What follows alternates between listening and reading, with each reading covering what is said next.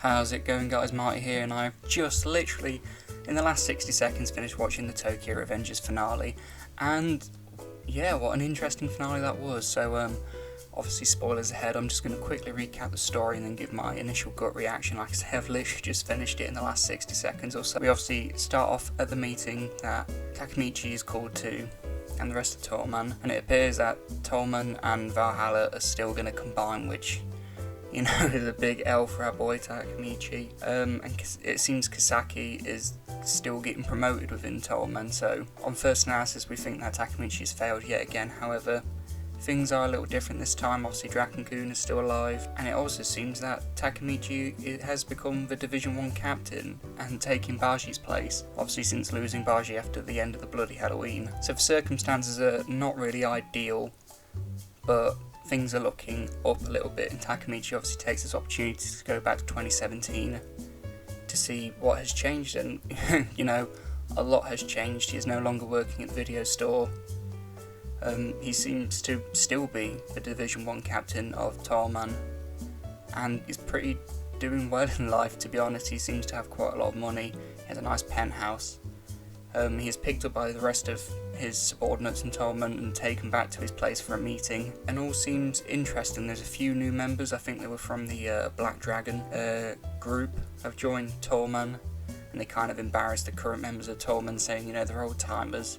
The only reason that Mikey keeps them around is because they're old friends and stuff like that. They don't make any money for the company, so there's a bit of unrest in this new future. We then also realise that Kisaki is still there, and he pulls Takemichi and Shifuya aside. Actually, he seems very different. It seems very apologetic, you know, and this ends up being a lie. He ends up just spiking Shifuya's and Takemichi's drinks and basically torturing, thinking they're the rats who told the police about the business ventures. And it ends up with Kisaki killing Shifuya, and then we're left on this, you know, massive cliffhanger of a gunshot sound, and we're not knowing the fate of Takemichi. Yeah, so that's a little roundup.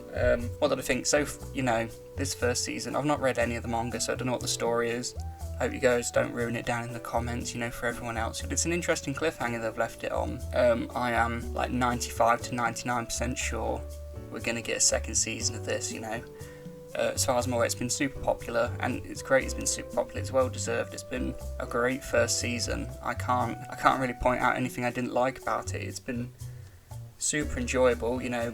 Takemichi is just such a great protagonist, you know. You know, when you see like normal anime sort of content, the main character is usually some OP, super buff, like demigod of sorts, nearly just takes on everyone. But Takemichi is really relatable and really, you know, I don't want to say pathetic, but you know, he knows himself. You know, he knows he's just an ordinary guy and he can't take on gangs of Tokyo's finest, you know. And you know, he gets his arse handed to him a lot, but it just makes him all the more likeable that he knows he can't. You know, he tries his best. He gives 100%. And then the last little footnotes I'll give is just my predictions for season 2. Obviously, I've not read the manga, so I don't know what's going to happen. But obviously, being left on this massive cliffhanger, obviously Takemichi's not going to die. I can't see that happening because, you know, he's the main protagonist. He's the only one who can rewind time and all that. So what I'm going to see from the second season is, I don't really know how Takemichi's going to get out. Maybe the police raid the meeting halfway through and gets out. Maybe someone in the gang hears that gunshot, and you know,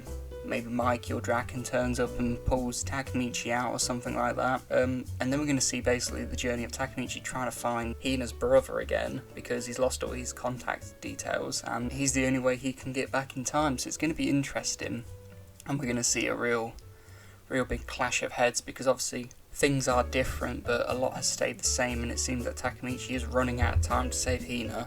You know, with Kisaki still becoming one of the joint heads of Tollman, and Valhalla still joining up with Tollman. It's not looking great, but at the same time, Takemichi is climbing that ladder like he said he would. He did say that, you know, I'm gonna get to the head of the Tokyo Manga group.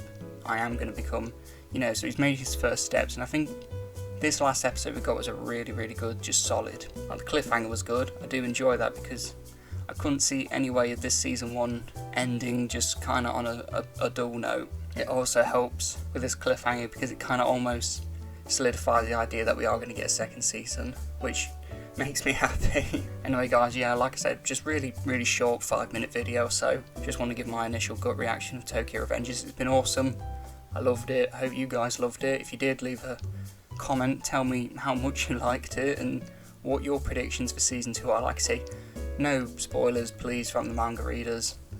You know, we don't really need that. I would love to hear people's theories or what they think it's going to go on. And do you think we're going to have more than a season 2? Do you think it could be wrapped in 2 seasons, or do you think we're going to potentially need a third? So yeah, thank you for listening, and I'll see you next time.